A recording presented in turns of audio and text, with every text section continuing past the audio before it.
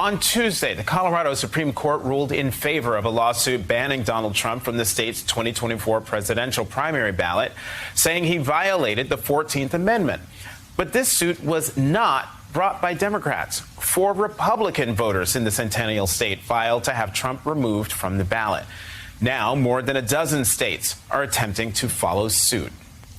Joining me now, Steve Simon, Minnesota Secretary of State and President-elect of the National Association of Secretaries of State. Secretary Simon, thank you very much for coming to the Saturday show. Last month, the Minnesota Supreme Court dismissed an effort to keep Donald Trump off the state's primary ballot in 2024. Why was the Colorado Supreme Court successful in banning Trump from the ballot, but not Minnesota?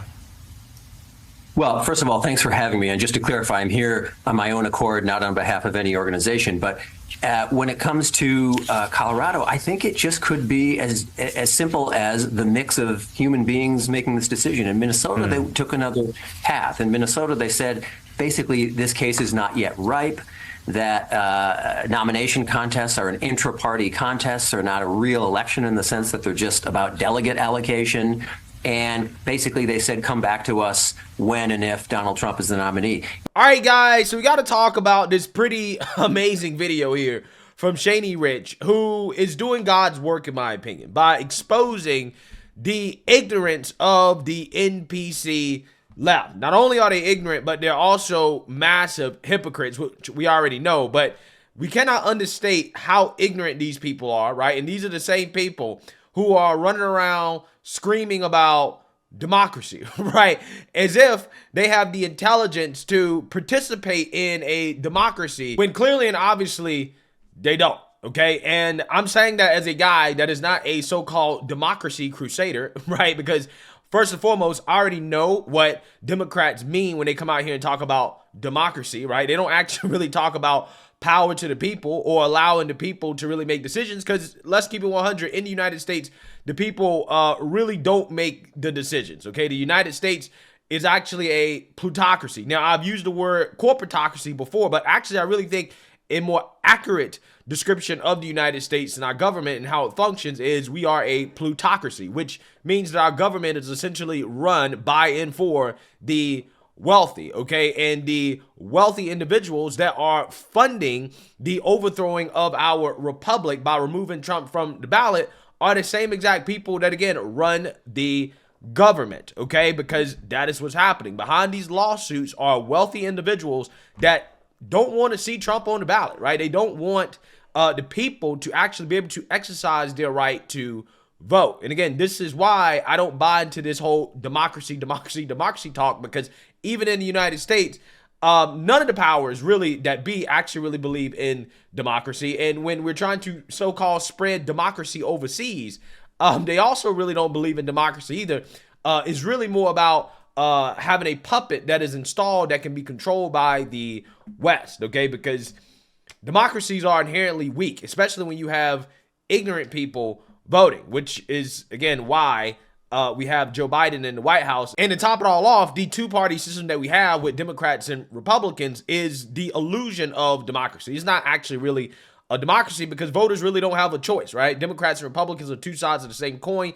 As you saw at the beginning of this video, the Minnesota Secretary of State admitted that the Supreme Court, when they denied the attempt to take Trump off the ballot there, they said, well, look, the party nomination is not a real election, right? It's not a real thing, okay? It's kind of like an inter-party thing. It's not a real election. So therefore, wait till we get to a real election, okay, which is the general election, and then we'll rule on it, right? Come back to us, okay? So again, there's a lot of nuance and hypocrisy when it comes to this whole democracy conversation that I'm not sure we have time to get into in this video, but I just want to point it out before I get into it, because here's the obvious hypocrisy, right? Which is the NPC liberals on the street that somehow believe that this is okay when it comes to what's happening to Trump, but if it was happening to Biden, they'd be losing their mind. So I want to react to this because this video is a prime example of what I'm talking about. But before we get into it, we have to have a word from the sponsor of this video, BioTrust. When it comes to stubborn belly fat, we're all looking for a miracle pill. Generally, you have to use multiple different products that target belly fat differently to manage excess fat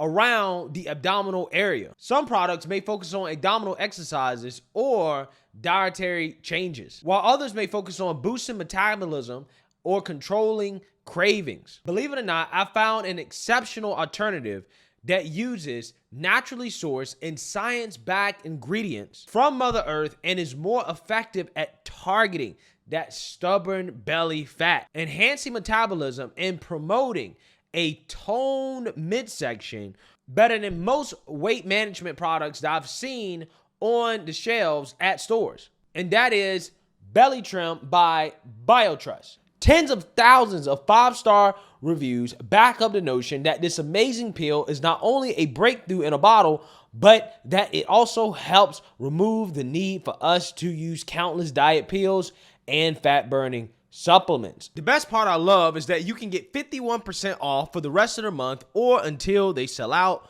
whichever comes first. Plus, you'll receive several additional gifts valued at over $500 with every order for a limited time, including free shipping, a 60-day satisfaction guarantee, free VIP live health and fitness coaching for life, and 2 free new ebooks titled Top 10 Foods That Burn Belly Fat and Top 8 Exercises to Reduce Belly Fat at no additional cost to you. Go to trimwithpatriot.com. That's trimwithpatriot.com, or click the link down in the description below before this once-in-a-lifetime deal sells out.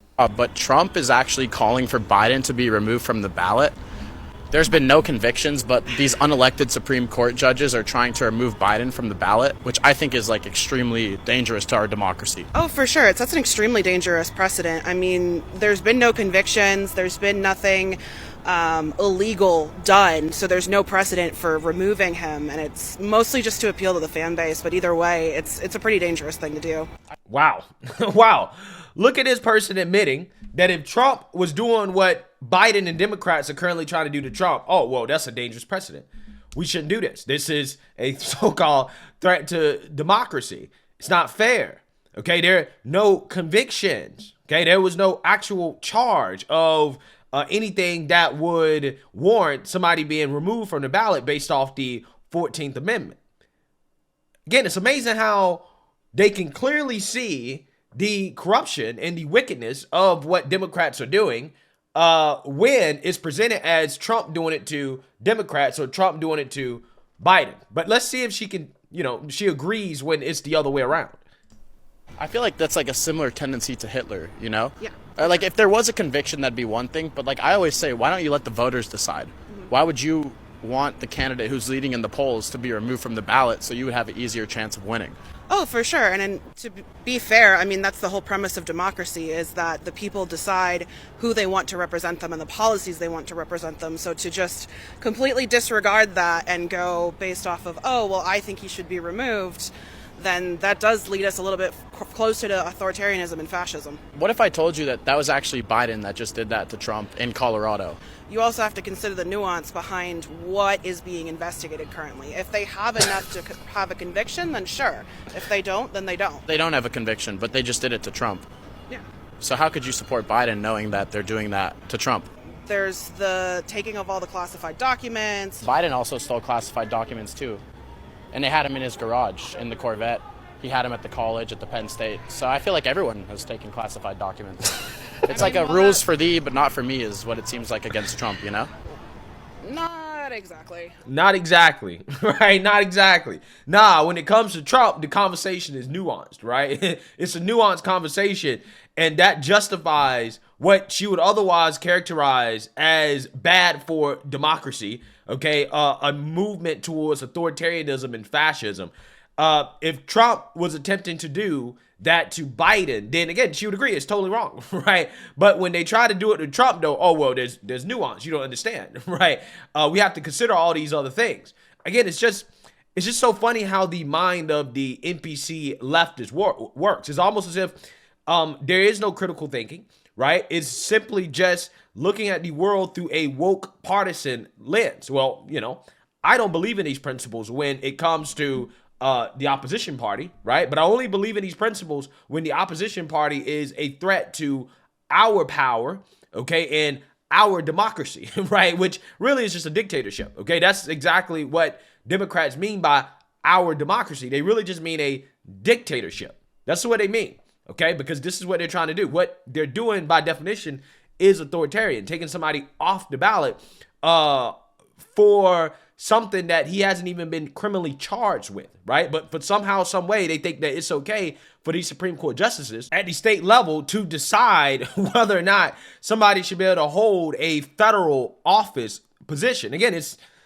fascinating stuff, okay? It is a dangerous precedent that has been set in this country. But again, they do this when it comes to almost all issues. Like, for example, when it comes to making claims about the election, we all know this. Democrats were the original OG election deniers. They've been denying the outcome of elections since George Bush won back in 2000. Okay, they've been denying elections. Every time they lose, they basically say, well, it was rigged. Some machine wasn't working right. Okay, there was some issues with the ballot. This is what Democrats scream and cry about. Okay, they basically tried to say that Trump was illegitimately elected in 2016. They said that Putin stole the election from Hillary. All that was all fine and good. Even the Democrats in Congress contesting the election.